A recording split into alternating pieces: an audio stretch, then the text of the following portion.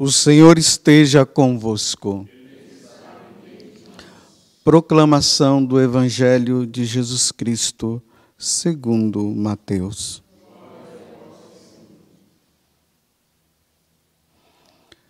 Naquele tempo, disse Jesus aos seus discípulos: Nem todo aquele que me diz, Senhor, Senhor, entrará no reino dos céus, mas os que põem em prática a vontade de meu Pai, que está nos céus. Naquele dia, muitos vão me dizer: Senhor, Senhor, não foi em teu nome que profetizamos? Não foi em teu nome que expulsamos demônios? E não foi em teu nome que fizemos muitos milagres? Então eu lhes direi publicamente: jamais vos conheci. Afastai-vos de mim, vós que praticais o mal. Portanto, quem ouve estas minhas palavras e as põe em prática é como um homem prudente que construiu sua casa sobre a rocha. Caiu a chuva, vieram as enchentes, os ventos deram contra a casa, mas a casa não caiu, porque estava construída sobre a rocha. Por outro lado, quem ouve estas minhas palavras e não as põe em prática é como um homem sem juízo que construiu sua casa sobre a areia. Caiu a chuva, vieram as enchentes, os ventos sopraram e deram contra a casa, e a casa caiu, e sua ruína foi completa. Quando Jesus acabou de dizer estas palavras, as multidões ficaram admiradas com seu ensinamento. De fato, ele as ensinava como quem tem autoridade, e não como os mestres da lei. Palavra da salvação. Que as palavras do Santo Evangelho perdoem os nossos pecados.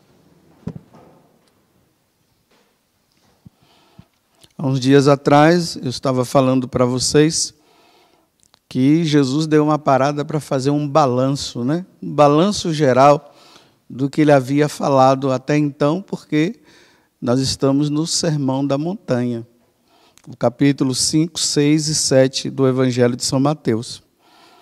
Hoje acabou o sermão acaba hoje. Agora é a conclusão. Então, depois que aquela multidão, ela ouve o que? Tudo que Jesus falou, desde o versículo 1 desse capítulo, do capítulo 5, até esse último versículo do 29, passando pelos 5, 6 e 7, ele está dizendo assim: olha, vocês ouviram? Então, uma vez que vocês ouviram, eu quero dizer uma coisa para vocês. Vocês vão ter que agora decidir. O que é que vocês querem da vida de vocês? Aí ele diz, né? Não sejam imprudentes de construir uma casa em cima da areia, porque o vento vem e destrói. Vocês têm que construir em cima da rocha. Quem é construtor entende muito bem o que isso significa. Mas antes dele dar essa conclusão, aí ele diz isso aqui, né? Olha, eu quero dizer uma coisa para vocês. Vocês sabiam que muitas pessoas, no dia do julgamento, elas virão com uma conversinha fiada comigo, dizendo assim: Senhor, eu profetizei no seu nome, eu fiz milagres no seu nome, porque eu já disse que nem todo aquele que diz Senhor, Senhor entrará no reino dos céus. Não basta somente dizer Senhor, Senhor, aleluia e glória a Deus. É preciso praticar o que eu ensinei. Porque não são esses tipos de obras que vocês fazem, de curar, de rezar pelo outro, de fazer milagres, de fazer belos sermões, não é isso que vai salvar vocês. O que vai salvar vocês é a prática da minha palavra. A igreja, ela nos ensina o seguinte, que para nós nos salvarmos, nós precisamos de duas coisas importantes. Praticar os mandamentos, é por isso que Jesus está dizendo. Tem que ouvir a minha palavra e tem que praticar. A segunda, viver os sacramentos. Os sacramentos são meios de santificação. Não adianta a pessoa ser um bom pregador e não vive os mandamentos e não vive os sacramentos. Ele vai levar muitas almas para o céu, provavelmente pela pregação. Só que nós precisamos entender que aquela pregação que ele faz, Deus o utiliza, Deus o usa, e isso independe de santidade. E o pessoal pensa que porque o cara rezou lá pelo outro e o outro foi curado, então ele é santo. Não é não. Não é. A santidade não consiste nisso. Infelizmente, esse entendimento errado entrou na Igreja Católica por via protestante, os protestantes. Você vê que os protestantes não estão preocupados muito, pelo menos não demonstram, com questões de vida eterna. Eles não estão tão preocupados assim com a salvação em si do outro. A preocupação deles é a seguinte: levante o braço para Jesus e você vai ter tudo. Você não vê os protestantes praticando os sacramentos? Os sacramentos foram erradicados da vida dele. Eucaristia. Aí Jesus diz bem assim, olha, aquele que não comer da minha carne, não beber do meu sangue, não terá a vida eterna. A confissão sacramental. Quem é que se salva sem se confessar? Assim facilmente. Para nós católicos, nós temos que ir lá e nos ajoelhar diante do sacerdote. O casamento, o matrimônio. O cara ele pode ter o dom, os melhores dons, mas pode ser que ele não seja casado na igreja e ainda vive a tal da segunda união. Mas ele está fazendo tudo. Nossa, quando ele fala, até as cobras se convertem. Mas ele não está praticando, ele não está vivendo o sacramento. Está vivendo uma segunda união. Por isso que Jesus está dizendo, nem todo aquele que diz Senhor, Senhor, entrará no reino dos céus. Senhor, mas eu profetizei no seu nome. Você profetizou do seu nome, mas você largou sua esposa e vive com outra, né? Vivendo adultério. É aquela história do Robin Hood, né? Qualquer dia eu vou assistir esse filme, eu vou arrumar um livro para ler a história, porque eu só sei o essencial. Roubava dos ricos para dar para os pobres. Olha, coisa bonita, entre aspas, bonito, dá para os pobres, mas roubando do rico, ele faz um ato de caridade, mas ele rouba. Aí vamos dizer, Robin Hood diante de Deus, Senhor, eu pratiquei a caridade, foi roubando do rico? Seu ladrão. A caridade não se pratica dessa forma, roubando do outro para ajudar o outro de cá. Então Jesus agora ele está dizendo para nós, não se fie nas obras que vocês fazem, porque esses tipos de obra, esse negócio aí de dons, né? Isso aqui é eu que dou e vocês fazem, mas se você não levar uma vida santa, já era. E isso se introduziu. Então, hoje, na Igreja Católica, nós encontramos muitos católicos, eu falo isso porque eu ouço, que eles estão pensando que eles vão se salvar por esses tipos de obra. Não praticam as virtudes que são necessárias para a nossa salvação, não praticam os mandamentos e muitos menos recebem os sacramentos.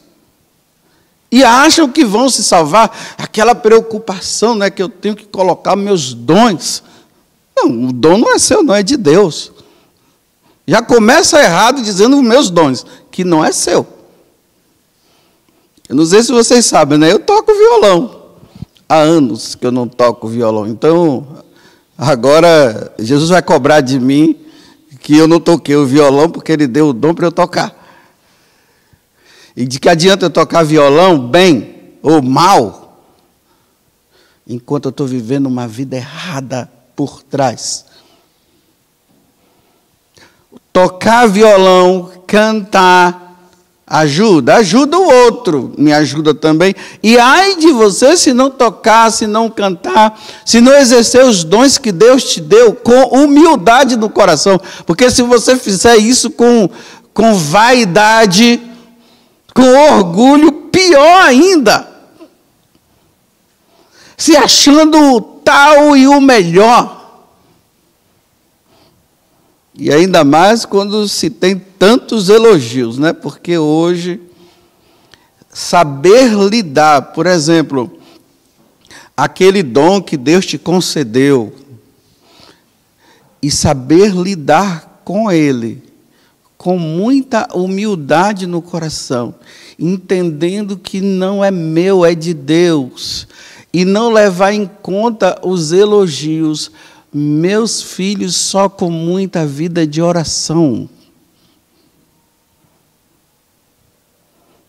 É preciso muitas vezes ir lá no confessionário e dizer, olha, eu fiquei vaidoso, a pessoa me elogiou demais, eu me achei melhor até do que os outros. Não existe ninguém melhor do que o outro, tem sempre um que é melhor do que você. Acredite no que eu estou falando. Não fique se achando, não. Aí se apoia, né? Meu Deus do céu, como é triste quando se ouve assim, que a pessoa, ela até exerce um trabalho muito bom na igreja, mas quando ela sai da igreja, ela vai para o pecado e vive uma vida pecaminosa. Mas quando chega diante do povo e faz aqueles trabalhos, aquelas coisas, todo mundo fica numa admiração muito grande. Aí o diabo, sabe o que é que o diabo faz? O diabo diz assim, fica tranquilo, Deus não vai levar em conta esses pecados que você está cometendo. Olha, afinal de contas, está vendo quantas pessoas estão se encontrando com ele através de você? Olha o que é que o diabo faz. Aí o que acontece? Realmente, aquelas pessoas estão se encontrando com Deus, elas estão indo, elas estão se salvando, e você está se perdendo, porque a sua vida é de orgulho, de soberba, a soberba já tomou conta, você se acha melhor, você pisa no outro. Olha bem, adianta eu estar aqui celebrando essa missa, fazendo essa homilia, e chego lá fora, pisoteio a pessoa, piso em cima dela, brigo com ela, xingo. Aí parece que algumas pessoas ouvem a homilia e dizem, nossa, mas fiquei tocado. Realmente só deu para fazer isso, porque nessas atitudes minhas, chego lá, estou pisando um, estou pisando outro, estou fazendo isso, estou fazendo aquilo. E depois, aí eu falo e o outro diz que se converteu, realmente é Deus, não sou eu não. Eu falei, mas Senhor, eu fiz grandes coisas. Foi. Eu vi, Padre José Augusto. Nossa, olha, você está vendo aquela mulher ali que está ali, aquele homem?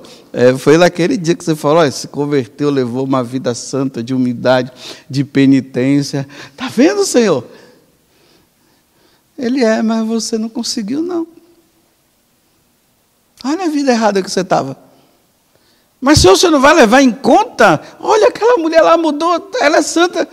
Não é por causa de você, não. Fui eu que usei. Eu usei você para que você pudesse levar ela, mas não foi você, fui eu. Só que você está na vida errada. É muita tranquilidade que as pessoas estão vivendo hoje. Elas vivem no pecado e estão pensando que vão se salvar através dos trabalhos que eles fazem na igreja. Trabalho na igreja não salva ninguém. A sua voz, você que acha que canta bonito, a sua voz não vai te salvar. Você que toca bonito, não é você tocar que vai te salvar. Você que tem ministério de libertação, não é o ministério de libertação que vai te salvar. O que vai te salvar é você estar cumprindo os mandamentos, você está seguindo os sacramentos como Deus pede, você está sendo fiel a Deus, você está levando uma vida até de penitência, mas não é a penitência que salva também. Porque se você se apoiar somente na sua penitência, de que adianta você fazer penitências rigorosas e depois você massacra o outro? É um engano. Santidade. A única coisa que vai nos salvar é a santidade. É por isso que todos os dias a gente tem que pedir misericórdia a Deus e pedir, Senhor, olha, eu sou bruto, me ajuda a ser melhor. Senhor, não estou conseguindo, dá minha graça, Senhor. Senhor, tira de mim esse orgulho. Como eu sou orgulhoso e prepotente. Senhor, esse vício, eu não estou conseguindo largar esse vício. Esse vício me domina. Aí quando você chega lá, você faz as coisas bem, né? Aí depois, na hora de você se conter diante de determinado vício, você não consegue. E é esse vício que vai te levar lá para o quinto ou sexto, ou para o centro do inferno um dia, porque você não mudou. Não tem negociação com Deus, meus irmãos. Com Deus não se negocia. Olha, Senhor, eu vou fazer isso aqui, mas isso aqui o Senhor me dá uma liberada, porque eu não estou conseguindo, não. Não tem negociação com Deus. É triste daquelas pessoas que vão se confessar e dizem assim, olha, padre, o senhor me dá só a absolvição dos de cá, e esse daqui não tem jeito, não tem jeito, tem que ter. Então não dá para absolver, ou larga tudo, não tem absolvição de 5 absolve, 5 não absolve, tem que ser todos os 10, não tem pela metade. Diz que tinha um rapaz que levava uma vida de santidade muito grande, aí lutando e vivendo mesmo, ele fez um propósito com Nossa Senhora. Minha Virgem Mãe, me ajuda para que eu nunca durma. Se eu cair num pecado, que eu não vá dormir com o pecado. E aqui está falando de pecado mortal, né? Me ajuda. E foi levando a vida dele e tal. Nunca permita. Se eu cair em pecado mortal, eu não posso dormir com esse pecado. Eu tenho que procurar um sacerdote logo para me confessar. Aí um dia ele saiu com os amigos dele. E nessa daí ele acabou caindo. E tá. Veio para casa na maior preocupação, mas morava na roça, para chegar lá na igreja, lá na paróquia onde o padre estava, para incomodar aquele padre à noite. Que o cara cai no pecado e ainda vai incomodar o padre de noite. Está lá dormindo. Mas ele tinha que ir. Mas existia um grande problema, atravessar todo aquele matagal à noite. Ele dizia, não, Estou com medo. Vai que uma onça me pegue. Vai lá que se eu for picado por uma cobra. Não, vou fazer o seguinte. Vou dormir e amanhã cedinho eu vou atrás do padre. Aí ele deitou e a consciência pesando. Vai procurar o padre. Aí ele levantou, chegou assim na porta, aquela escuridão imensa lá na frente. Não vou não tenho coragem. Voltou, deitou de novo. Vai procurar o padre. Ele criou coragem. Atravessou o matagal. Chegou lá. Padre, infelizmente eu caí num grande pecado. Ele se confessou. Depois ele conversando com o padre, ele disse: Padre, eu tinha falado para Nossa Senhora, para ela não permitir que ela me ajudasse, para que nunca eu fosse dormir em estado de pecado mortal. Padre, fica tranquilo, meu filho, você já foi perdoado, vai em paz. Ele voltou para casa tranquilo, consciência limpa, se livrou. Aí ele foi dormir, e dormiu. De manhã cedo, vai a mãe bater na porta, precisava estudar, né? Aí bate na porta, ninguém responde. Bate de novo, ninguém responde. Abriu a porta, estava lá o bendito, de barriga para cima, com a cara bem serena, morto. Se ele não se confessasse, ele ia morrer em estado de pecado mortal e não iria se salvar.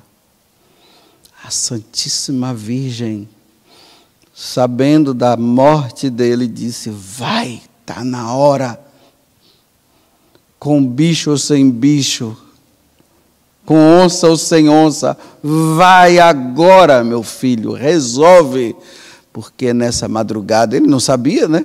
Nessa madrugada tu serás chamado. Só, meus irmãos, que não é questão de dormir, não é madrugada, é a qualquer momento. Senhor, Senhor, eu fiz tantas coisas, tantas obras, só por causa desse pecadinho, Senhor.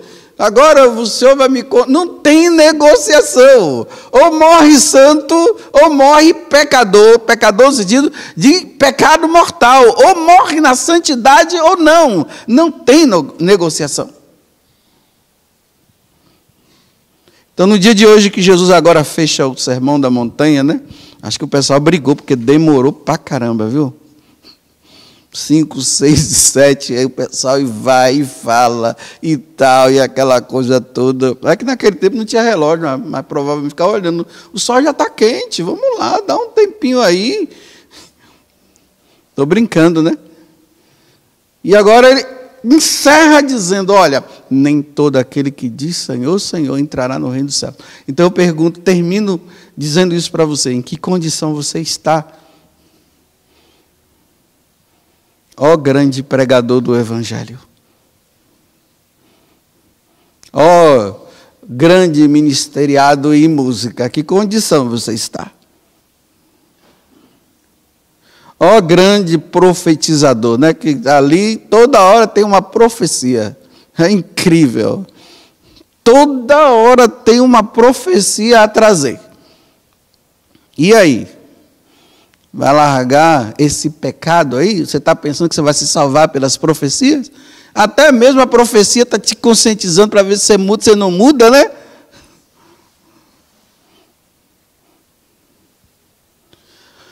Louvado seja nosso Senhor Jesus Cristo.